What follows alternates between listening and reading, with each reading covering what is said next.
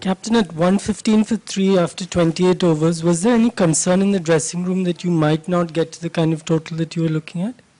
Well, at that point of time, I personally thought, let's look for 260 runs, and depending on how we go, maybe next 5 overs, 6 overs, 7 overs, we'll keep revising the target. And as we got closer to the 260 mark, we still had overs in hand, and we said, okay, from 260, let's raise it to 270 to 275. Then we had another good over. We said, okay, add another 10 runs to it. So we kept doing that and ended up with 300 runs, which I felt was a good score. But at the same time, it needed us to bowl good areas, to get wickets with the new ball and all of that stuff. I don't think it was like a par plus score. I think it was close to par score, but still, if opposition, they would have batted well, they could have got those runs. Super. MS, could you talk about Rohit Sharma's innings as well as Suresh Raina's innings? When Shikhar Dhawan, he went to strike rate of 60, and then Rahane also struggled, but Rohit kept going around 90 or something, and then Raina came in and hit at a much faster rate.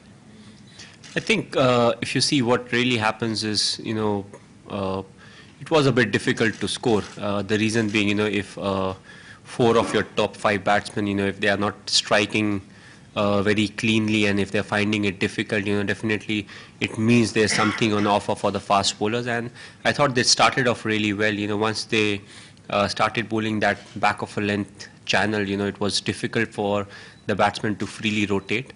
What could have been done was, we kept losing wickets. I felt once Ajinkya and Rohit, their partnership was building.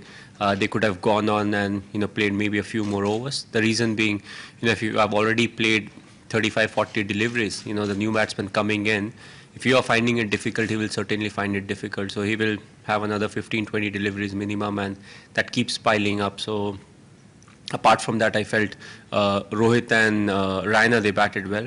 Rohit, the reason being, wickets kept falling on the other side, and still he kept himself very calm. His strike rate dropped, but still he knew if he's there and if he plays maximum number of overs, he can definitely score and score at a good pace. Raina, we all know, he's a natural stroke maker. He can, more often than not, what we have seen, he can go in and he strikes quite early. So it's always good to have somebody like him, batting at number 5. But overall, I think how they took the game forward was very crucial, because one more wicket at that point of time and you could have ended up, maybe close to 250 runs. Yeah. Captain, winning the toss turned out to be important, and also 7 matches you bowled out the opposition. Well, I don't know whether winning the toss was important or not. It was one of those games, where we would have been quite happy to chase also, but there was a bit of forecast for rain, but we decided it's not high enough to say, okay, let's chase. And also big games, you want to put runs on the board, and always it puts pressure, because just that the stakes are high. So it was good, but I felt the wicket was also good in the second half. It was not like it misbehaved how it did when we played against South Africa. So it was a good wicket. There was a bit of pace. I felt the pace increased a bit, and that's one reason why I would say Ash bowled really well, because if you just see the stats, 10 over, I don't know how many runs, no wickets. In India, media don't rate people high if you don't take wickets. So but if you see how he maintained and created that pressure, that was one of the reasons the batsmen, they had to go after the other fast bowlers, and because of which we got wickets. So overall, very good by the bowling department. And the good thing, as you said, it's in a row, like we have got quite a few teams out, and it has never really happened with the Indian cricket team. So it's definitely a big positive. Sanjay. After 7 convincing wins, how much confident as a captain you are that yes, we can do it once again?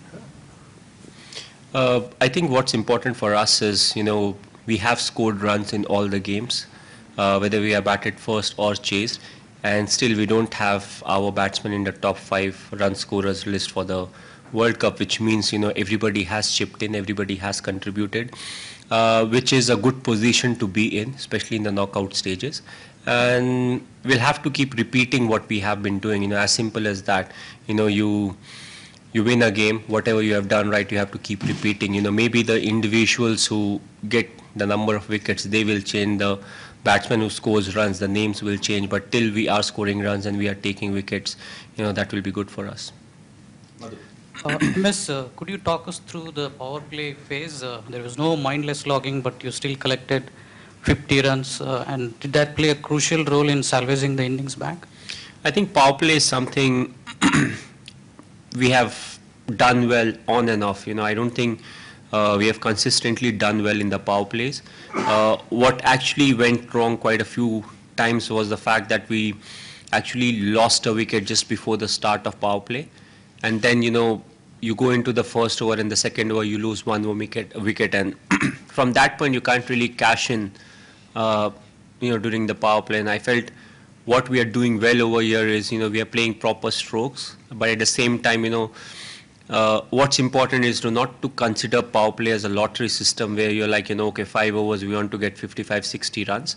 I think 5 overs, if you look for 35 to 40, and if you bat well, you will end up getting 45 runs. And not only that, it actually gives you a bit of momentum going into the slog overs, and with two set batsmen and the bowler slightly on the back foot, you can accumulate more runs. So I feel in the last few games, that's what we have done, not aimed too high, but at the same time played quite a few proper cricketing shots, and that has really helped.